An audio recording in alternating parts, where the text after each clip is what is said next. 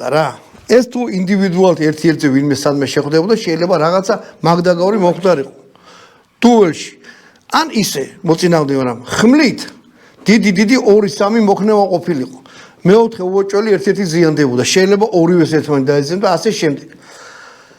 ამიტომ ძველ ბრძოლებში ძირითადი იარაღი იყო შუბი. მოდი ახლა აგერ ბატონ დავით ნასარიძეს აქ ბევრნაირი იარაღი და აი ესეთი შუბი ამოვარჩიე. აი ესეთი და მოდი ფარი ავიღოთ.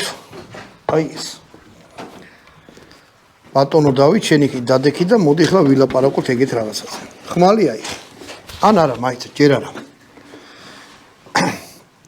შუბი ხმალზე გაცილებით ეფექტური იარაღია, როცა ბრძოლას აქვს ადგილი და არ გინდა რომ უშუალოდ კონტაქტში შეხვიდე ვიღაცასთან. აი ახლა ეგ სტატისტი მყავს. მეომარი ხმლით. აი ესე მდგომარეობაში მაინც უნდა ვიყო, რომ ხმლის წვერით მომწოდეს მოწინააღმდეგე. მე თუ შუბი მაქვს. ხმალი გამოწიე პირდაპირ როგორ გეჭირა. აი, რამხელა მანძილია. თან მე თუ ძგერება დავაპირე, ხო